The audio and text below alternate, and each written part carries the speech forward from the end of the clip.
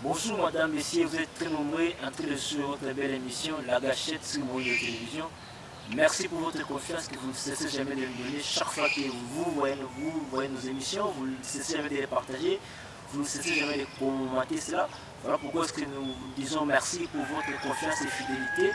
Et je dis également merci à toute la diaspora de la France, en commençant par M. Zico Vouma. Je le salue depuis France où il est. Et sans oublier la fondation, soit la fondation Ranger Service, qui est toujours au service de la diaspora congolaise. Ça vous aide également à porter vos produits jusqu'à la destination de Kinshasa. Et je salue également tous ceux qui nous suivent en Grande-Bretagne, en Belgique et aussi partout dans toutes les provinces de la République démocratique du Congo. Madame, messieurs, comme je l'ai dit souvent, l'émission La Gâchette, c'est une émission qui vient éveiller la conscience de l'homme noir, qui vient éveiller la conscience des peuples congolais, qui vient éveiller la conscience de l'Africain en général. Aujourd'hui, je ne ferai pas l'émission seule. Je suis avec avec un éminent professeur des universités, le professeur Bertin Makolo Moussoso, que je vais pouvoir vous présenter. C'est avec lui que nous allons aborder cette émission d'aujourd'hui. Et je crois que bien que vous ne savez pas d'ici, c'est important de ses analyses impeccables. C'est un savant, moi je l'appelle un savant parce que ses analyses font couler des salives et d'encre. Voilà pourquoi sans plus tarder, je passe la parole au professeur Bertin Makolo. Bonjour professeur Bertin Makolo. Bonjour monsieur le journaliste. Je crois que vous êtes ici dans le cadre de l'émission La Gâchette. Et je crois bien que vous pourrez bien vous présenter pour que nos internautes, ceux qui vous suivent, puissent encore savoir plus sur vous. Non, je ne peux pas me présenter moi-même, c'est vous qui devez me présenter. Merci beaucoup. Vous l'avez d'ailleurs dit, vous avez dit quelle est ma profession. Voilà. D'accord professeur, je crois bien qu'aujourd'hui nous allons essayer un peu de parler sur trois sujets très importants. Nous allons pouvoir parler sur l'état des sièges décrété dans les deux provinces de la République démocratique du Congo, à savoir la province du Nord Kivu et la province de l'Ituri. Nous allons pouvoir aussi parler sur les tirés à boulet rouge contre le Sénat et Bahati, et aussi sur les problèmes de la CENI. Par rapport au problème de la CENI, vous avez compris qu'il y avait eu les confessions religieuses sur la place politique avaient demandé qu'il y ait une réforme au niveau de la CENI. Cela a été fait. Mais un constat se pose, une chose se pose, les confessions religieuses mettent en cause ces réformes qui ont été votées par l'Assemblée nationale et écrites à la politisation. Nous allons y arriver, mais avant tout, nous allons passer la parole au professeur Bertin Makolo en rapport avec l'état des chefs. Professeur Bertin Makolo, que peut faire le gouvernement concrètement pour éradiquer cette insécurité à l'est de la République? Parce que nous constatons que malgré que cet état des sièges est décrété, il y a toujours des tueries, il y a toujours des viols. Alors, étant qu'analyste politique, que peut faire concrètement le gouvernement pour pallier à cette situation d'insécurité dans l'est de la République? La première chose, c'est qu'il faut saluer cet état de siège. C'est une des décisions qu'il fallait prendre depuis longtemps. Vous savez, dit un proverbe d'ici chez nous, lorsque la viande cesse d'être tendre, lorsqu'elle devient dure, on la mange avec quoi? On la mange avec des couteaux. Donc quand la situation devient difficile, il faut songer à des moyens aussi appropriés pour résoudre la situation. Donc l'état des sièges est une réponse appropriée. Pour moi, c'est une première réponse qu'il fallait déjà apporter depuis longtemps. Vous savez, quand on parle de cette situation à l'est du Congo, j'ai toujours l'impression qu'on tient la machette sur les tranchants. Une machette, on ne la tient pas sur la tranchant. Il faut regarder le manche. Et le manche ici, c'est quoi? D'où vient cette situation de l'Est? C'est une situation qu'on pouvait maîtriser. Nous ne l'avons pas maîtrisée. Pourquoi? Parce que cette situation arrive. Il y a deux choses importantes dont il faut tenir compte. À l'intérieur, en RDC, le pouvoir du président Mobutu est pratiquement à terme. Nous vivons pratiquement une sorte de fin de règne du président Mobutu. Il est malade, il est politiquement affaibli, il est sur le plan international pratiquement lâché. De l'autre côté, on a pas l'avion de Habyarimana, le président Habyarimana. Il y a une guerre civile qui entraîne un génocide. Tutsi et Hutus fuient leur pays en feu. Quelques-uns viennent se réfugier à l'est de la RDC. Nous sommes un pays hospitalier, on ne pouvait pas refuser de les accueillir. Mais en les accueillant, on a accueilli aussi les militaires Hutus qui se sont cachés parmi eux, qui ont fui le pays, qui sont venus de ce côté-ci. Et à partir, en utilisant les réfugiés comme boucliers, et à partir de là, ils vont aller jusque dans la forêt, où certains se trouvent jusqu'à ces jours.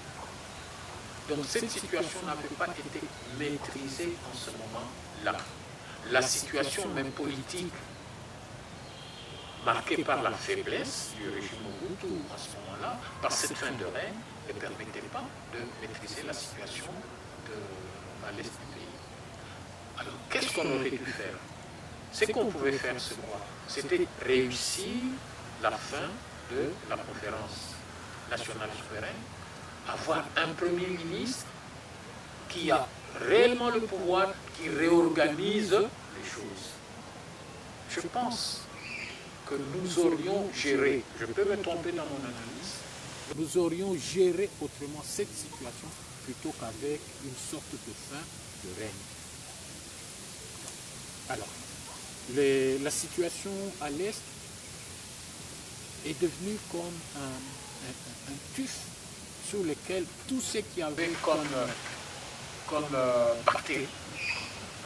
Toutes les bactéries se sont développées un peu comme dans un corps déjà affaibli.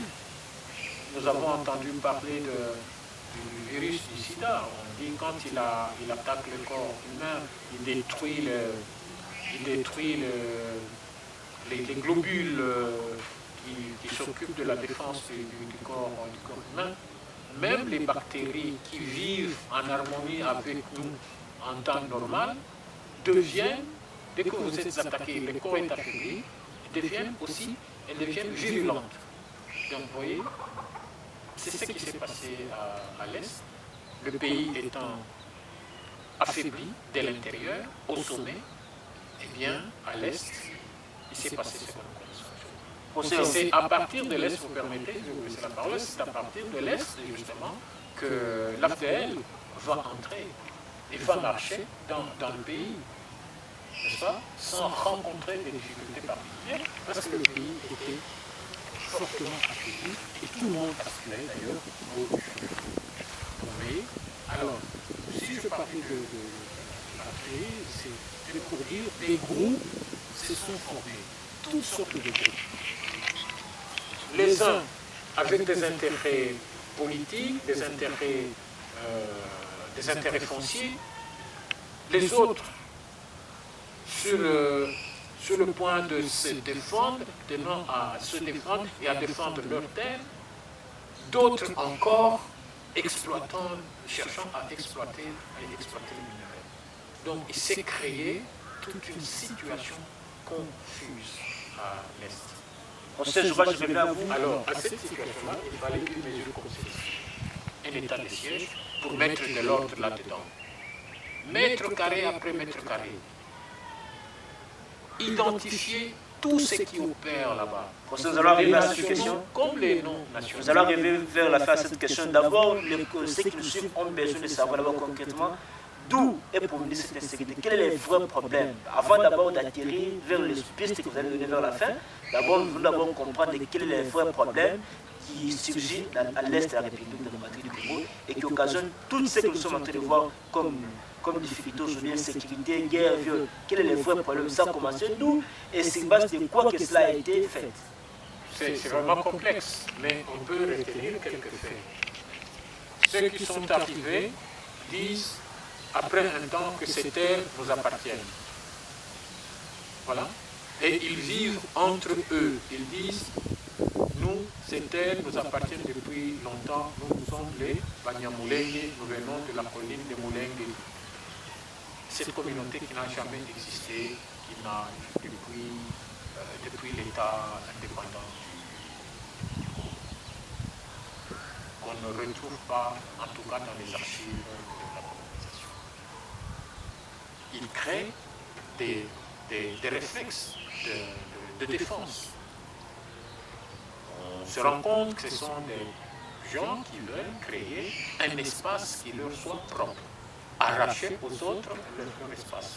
Eh bien, il y a d'autres qui se défendent, qui disent non, nous n'acceptons pas, ce sont des étrangers, ils n'ont qu'à aller chez eux. Et ils vont prendre les armes. D'autres aussi, pour se défendre, vont chercher les armes.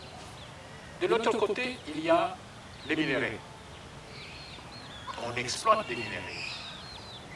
Alors, tous ceux qui sont là s'organisent, la plupart s'organisent pour exploiter les minéraux. Alors, quand on dit même les étrangers exploitent les minéraux, pour se défendre, eh bien, ils utilisent les armes. Donc, c'est une situation qui est complexe. Y aurait-il là-dedans des problèmes liés à certains accords dont on parle, des accords de l'Émirat? Je n'en sais rien.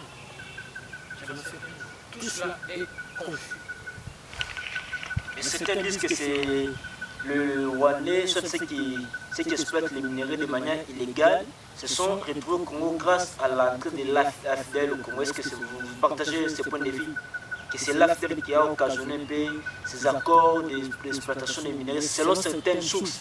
Est-ce que vous partagez le même point de vue que occasionné, disons que quand on a la communauté internationale ayant vu qu'à l'intérieur, au sommet, à l'intérieur du pays, les choses ne s'arrangeaient pas, le président Mobutu tenait Mordicus au pouvoir, il ne lâchait pas, et bien on a cherché un autre leader.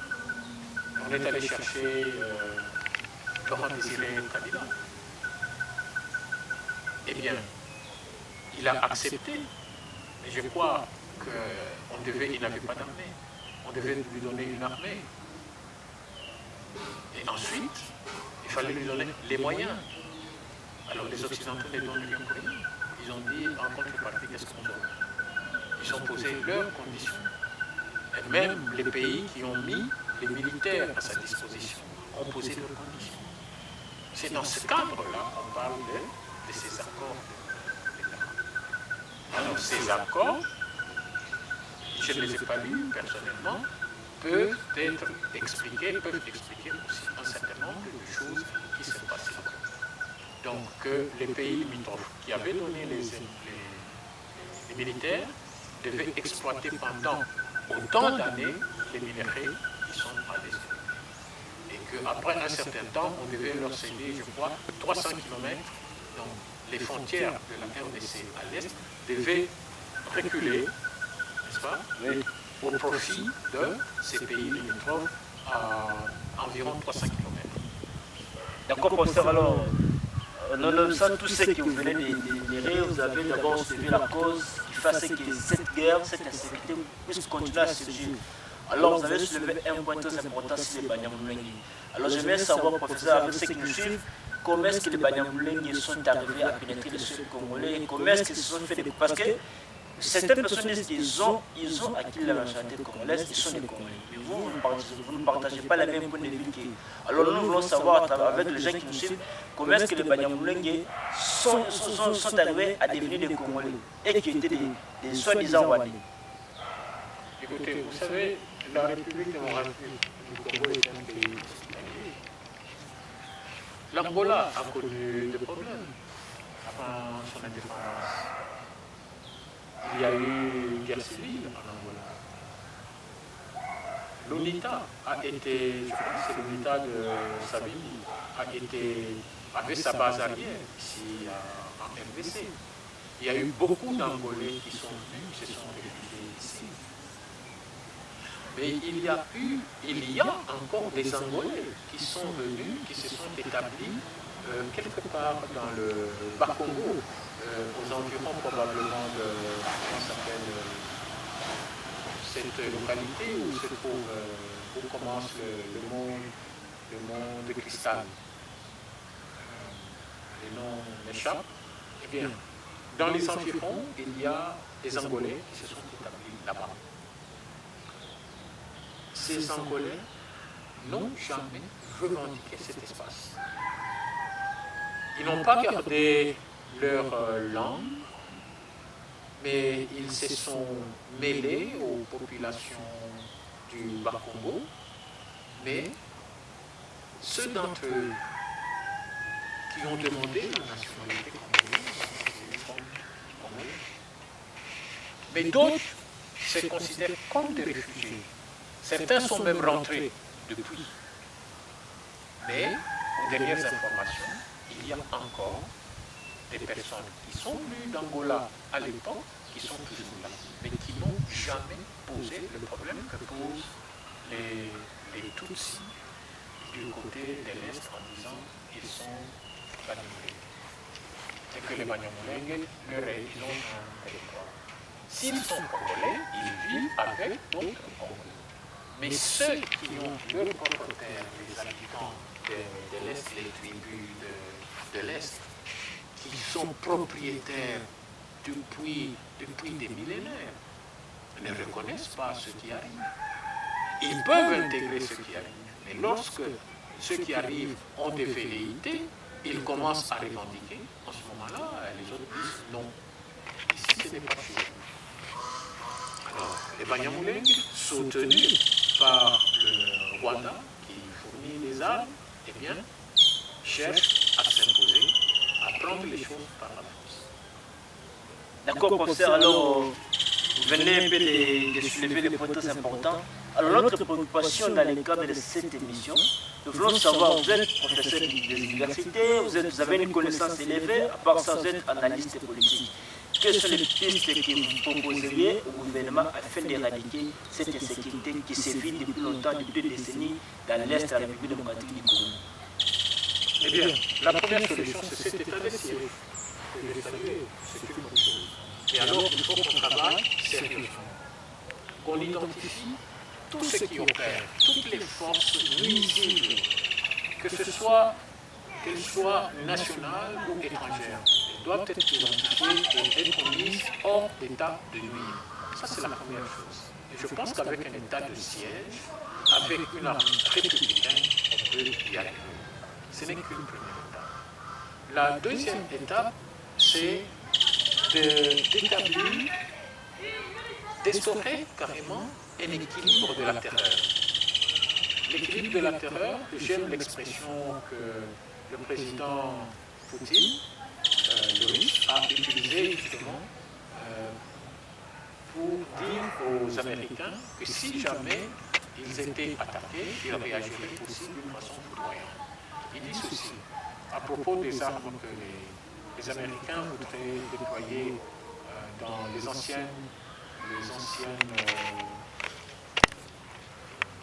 pays satellites, les anciens pays satellites de l'URSS.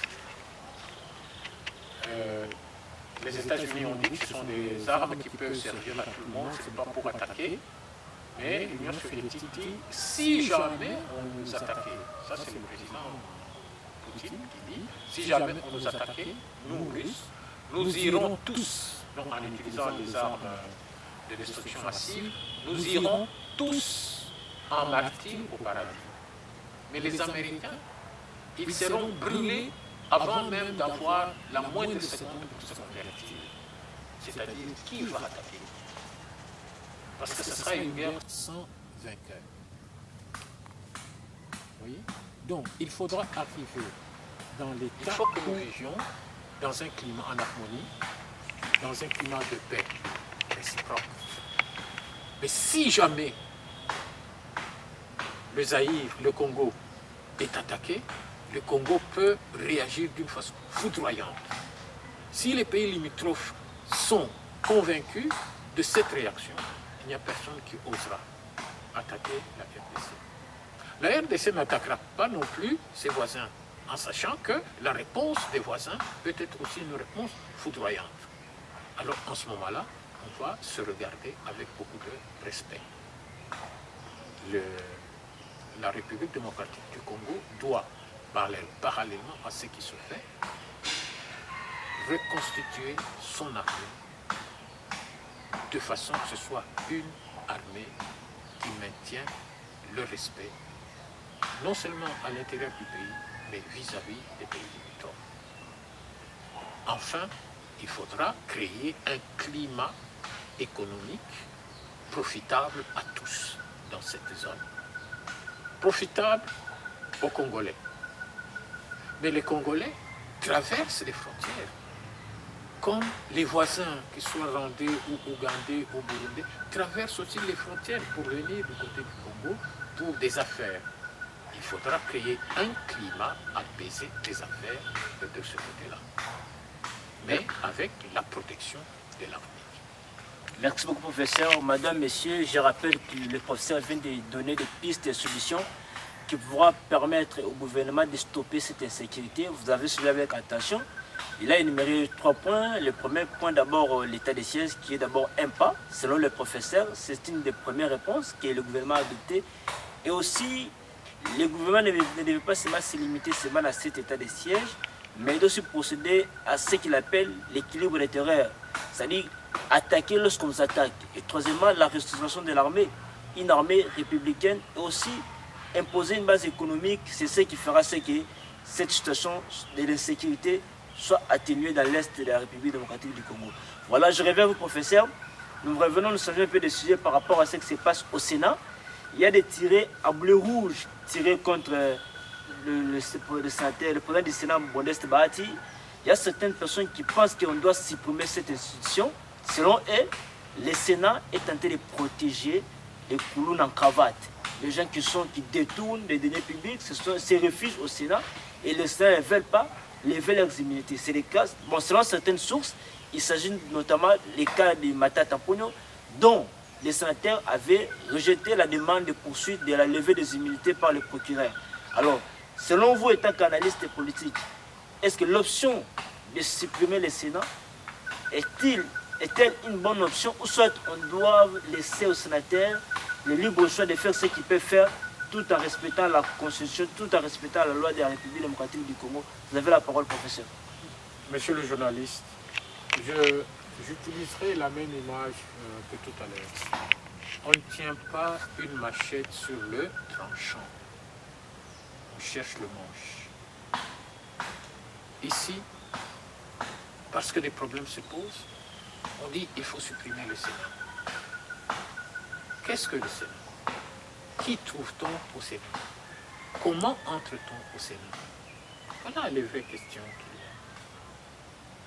Ce sont des questions auxquelles il faut répondre. On ne peut répondre à ces questions qu'en revenant à l'exercice, à la véritable exercice de démocratie.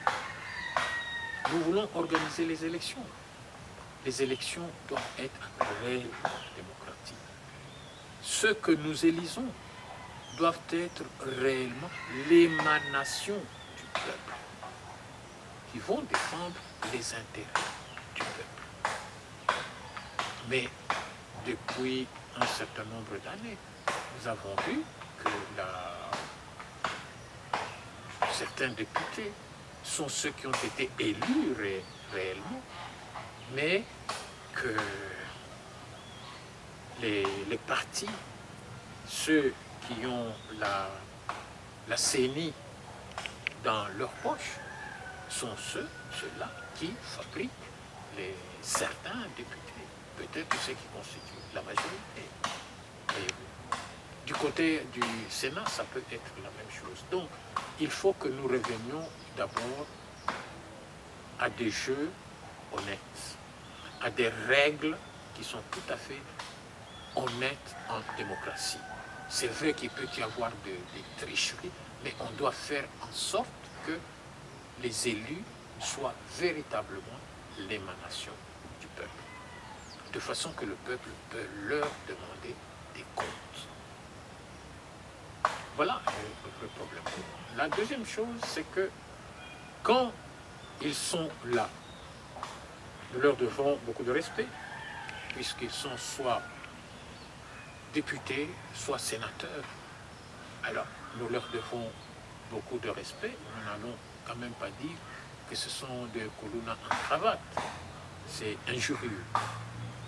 Et nous pouvons discuter en démocratie, nous pouvons exprimer ce que nous pensons, nous pouvons critiquer ce qui se fait au Sénat ou ce qui se fait au Parlement. Ce sont des droits qui nous sont reconnus.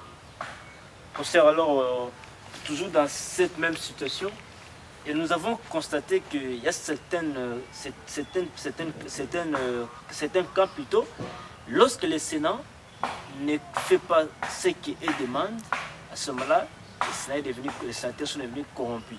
Alors lorsque les sénateurs font ce qu'ils veulent, à ce moment-là, ils servent les chefs de l'État. Alors comment jugez-vous cette perception de voir les choses? Le Sénat a fait son travail. On demande de lever l'immunité d'un homme politique, d'un sénateur. On dit que ça doit passer par le vote. Le Sénat a voté. Alors qu'est-ce que vous voulez faire d'autre? Permettez-moi une petite intervention, puisque vous parlez de l'ancien Premier ministre Matata Ponyo Mapo. Puisque vous parlez de ce Premier ministre, je ne pense pas qu'on puisse parler de cet homme politique à la Niger. Je ne pense pas qu'on puisse oublier le parcours de cet homme. Comment il est devenu ministre, ou avant de devenir ministre, comment il est entré au BCECO. Du BCECO, il est devenu ministre des Finances. Du ministère des Finances, il est allé à la primature. Qu'est-ce que cet homme a pu faire de positif? Doit-on ignorer ce qu'il a fait, ce qu'il a apporté au pays? Il faut d'abord considérer tout ce qu'il a fait de bien. Mais maintenant, il est au Sénat. Je ne pense pas qu'il soit allé au Sénat pour se réfugier. Il semblait qu'il a détourné les fonds alloués aux exploitations des parcs de Bukavu. Justement, je le dis, qu'on ne peut pas parler avec légèreté de cet homme politique, parce que le même Sénat auquel on s'adresse pour lever son immunité lui a octroyé une médaille de reconnaissance qu'on n'a jamais attribuée à aucun autre Premier ministre de notre pays. Donc le Sénat, sous la présidence de l'honorable Kengo Watoto, a décoré monsieur l'honorable Matata Ponyo la première médaille du Sénat, récompense de mérite, reconnaissant le mérite d'un Premier ministre, a été donné à Matata Ponyo Mapo. Alors le même Sénat va se dédire, va creuser, ne regarde pas tous les biens qu'on a fait, on cherche simplement un détail. Je ne pense pas que ça puisse se faire de cette manière-là. Alors, professeur, qu'est-ce que Matata a fait pour ce pays? Parce que vous dites qu'on ne doit pas traiter les dossiers Matata avec beaucoup de légèreté. Et d'autres camps pensent que Matata doit être poursuivi et arrêté parce qu'il semblerait qu'il a détourné les fonds alloués à l'exploitation du Bukangalozo. Alors, en tant que professeur, vous soutenez que Matata, ce n'est pas un homme politique qu'on doit traiter avec beaucoup de légèreté. Nos téléspectateurs qui nous suivent ont besoin de savoir qu'est-ce que Matata a fait pour ce pays. Quels sont les mérites sur lesquels vous nous dites qu'il a été couronné par le Sénat de Kengo Watoto. Qu'est-ce que Matata a fait pour l'intérêt de ce pays? Je pense qu'on retiendra les choses qui apparaissent réellement, et surtout quand il était Premier ministre. La bancarisation. On peut tout dire. Aujourd'hui, tous les fonctionnaires sont payés où? À la banque. Qui a apporté ça? Qu'est-ce que le pays a gagné avec cette bancarisation?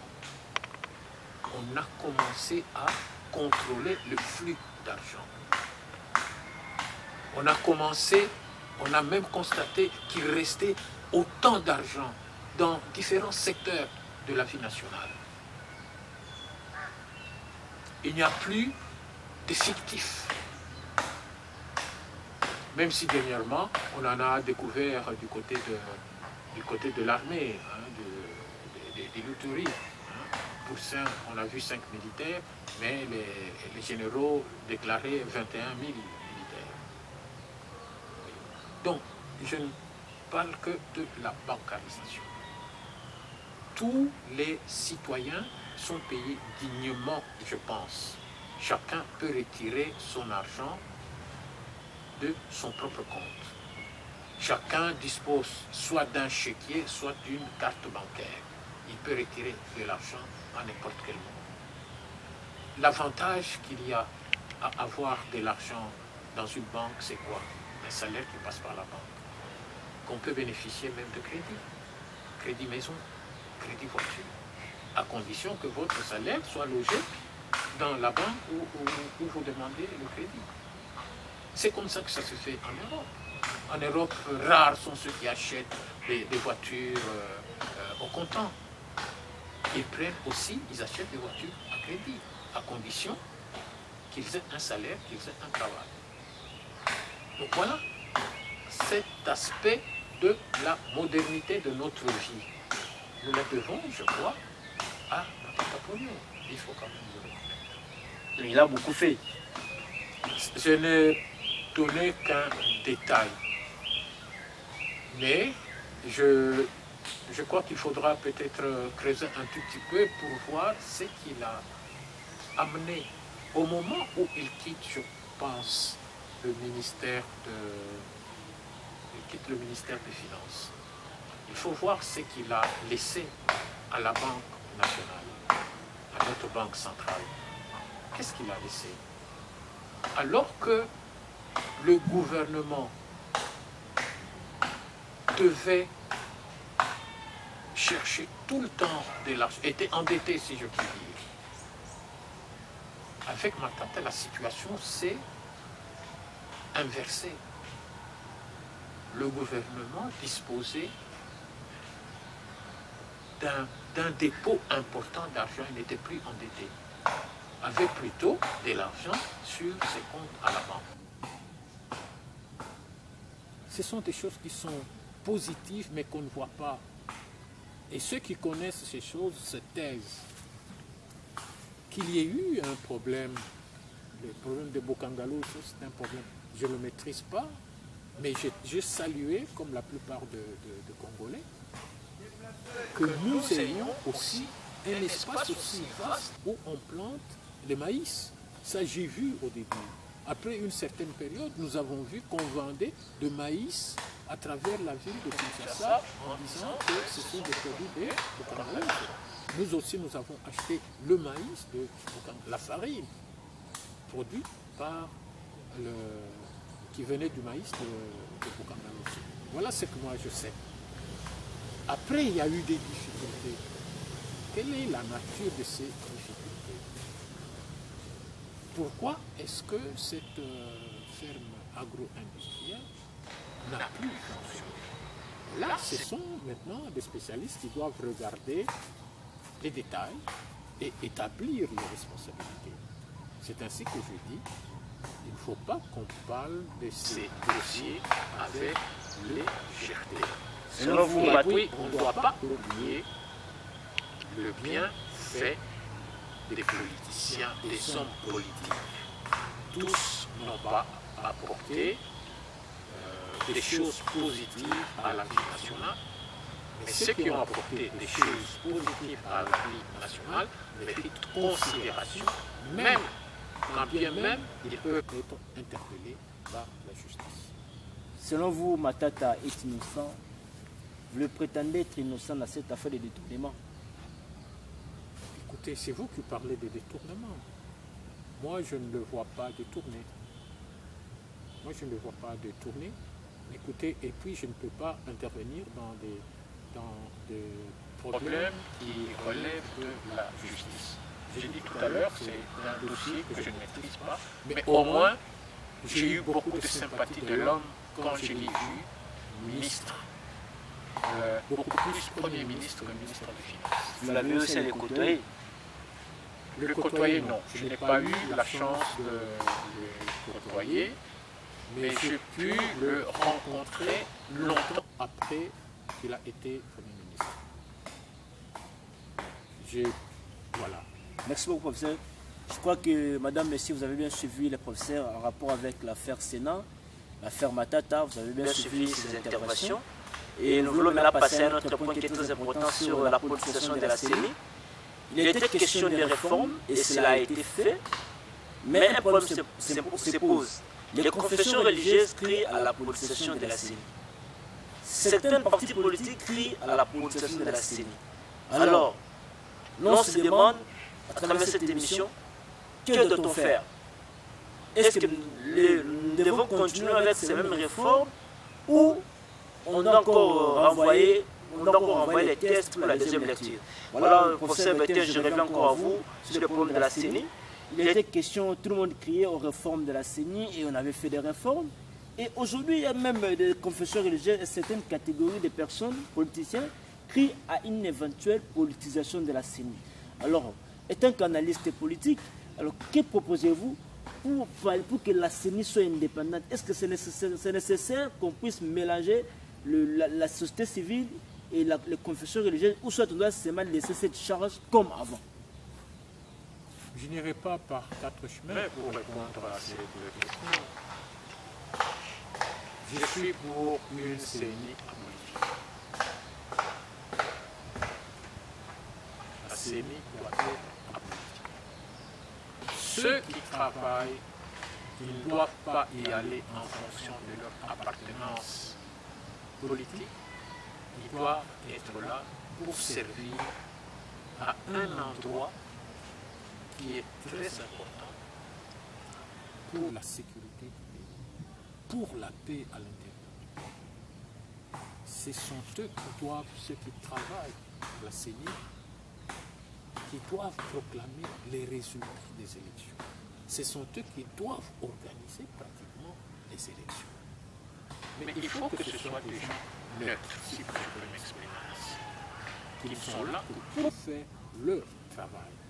Et non pas des personnes qui doivent faire en sorte que ce soit tel parti qui passe ou tel autre parti. Les partis sont des organisations internes à un pays. Ce sont nos partis politiques qui permettent de maintenir l'équilibre du pouvoir. Ceux qui sont au pouvoir doivent savoir qu'ils sont contrôlés par ceux qui sont dans l'opposition. Le tout pour le bien du pays. Mais il faut qu'il y ait aussi des gens neutres. Ça existe dans d'autres pays. Pourquoi est-ce que nous ne pouvons pas faire la même chose? Professeur, ça sera la dernière question pour terminer. Vous venez de dire ici que vous avez besoin d'une CENI apolitique. Alors, voulez-vous une CENI apolitique avec des personnes de confession religieuse corrompues, ou vous voulez une CENI politisée mais avec des personnes intègres? Parce qu'il y a des législations qui viennent de se passer. Nous avons tous crié aux fraudes, à la tricherie, et pourtant ce sont des prêtres, des pasteurs qui étaient à la tête. On doit toujours, ou c'est un problème d'homme? C'est un problème d'homme. Il y a des apparences. On peut recourir aux églises, n'est-ce pas? Et utiliser des églises simplement comme couverture. Mais à l'intérieur, ce qui se fait ne correspond pas à ce que demande la parole de Dieu, la correction qu'exige la parole de Dieu. Il faut des gens intègres et de préférence des personnes qui n'appartiennent pas au parti politique. Ça, c'est... Alors, professeur, je crois que notre émission s'étend vers la fin. Je crois que nous accordons la parole. Et juste pour nous faire un peu d'instruction, quelle leçon morale que pouvez-vous donner à ceux qui nous suivent pour que notre pays ne puisse pas encore demeurer dans la bassesse, pour que notre pays ne puisse pas seulement courir derrière les occidentaux? Parce qu'à chaque fois qu'il y a fraude, on fait toujours appel à la communauté internationale, croyant que c'est la communauté internationale qui va nous apporter la solution. Alors, ça sera votre dernière parole, professeur, dans cette émission. Que pourriez-vous dire? Quelle leçon morale, quel conseil que vous prodiguer aux hommes politiques afin que notre pays soit indépendant sur toutes les plateformes, que notre pays soit indépendant dans toutes les facettes, notamment la CENI et aussi dans d'autres institutions? Eh bien, nous devons revaloriser l'homme de notre pays. Ça, c'est la première chose. Donnons de la valeur à l'homme de notre pays. Reconnaissons le travail qu'il fait et donnons-lui le salaire qu'il mérite. Ayons des règles, des lois opposables à tous, doivent être respectées par tous. Ayons un programme d'action qui doit être fondé sur la rationalité. Tout doit être rationalisé. Que ce soit du côté des finances, que ce soit du côté de l'administration publique, tout doit être rationalisé.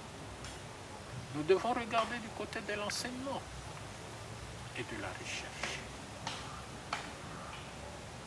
Que faisons-nous de ceux qui terminent les études dans les universités ou dans les instituts supérieurs? Que faisons-nous de nos centres de recherche? Est-ce que nous mettons à leur disposition les moyens financiers appropriés pour qu'ils soient équipés et fassent le travail qui profite de notre nation?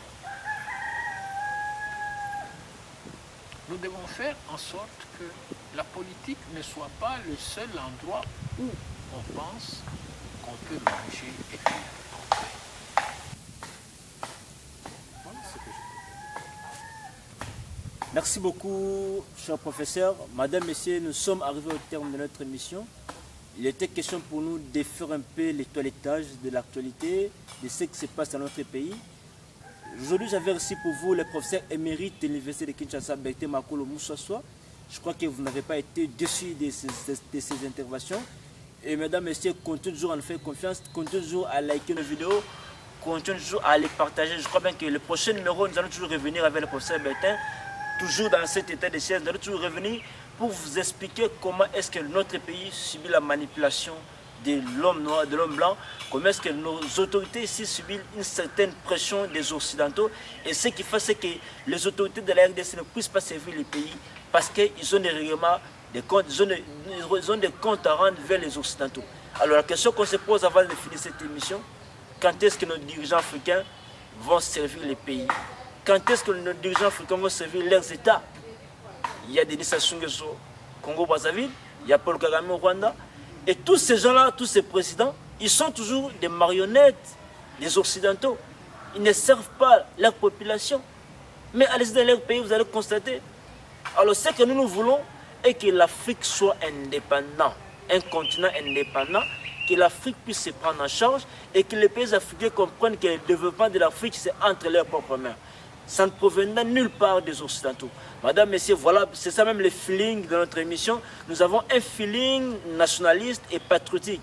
Nous avons un feeling qui consiste à éveiller la conscience de l'homme noir, la conscience de l'Africain. Voilà pourquoi, mesdames, messieurs, je ne pourrais pas finir cette émission par dire un grand merci à Ranger Service depuis France, depuis Paris, qui ne sait jamais de nous soutenir. Un grand merci à Nziko Vumba, qui ne sait jamais de nous soutenir. Et vous là tous qui veulent soutenir l'émission, vous êtes en France, vous êtes en Grande-Bretagne, vous êtes en Belgique, vous êtes ici au Congo, partout. N'hésitez pas de nous contacter sur le numéro et soutenir l'émission pour vulgariser cette notion, pour vulgariser les valeurs africaines. Je crois bien que ça sera là une très bonne chose. Et pour aujourd'hui, je vous souhaite tous bonne journée, bon suite des programmes sur Moïne de télévision. À tout à l'heure.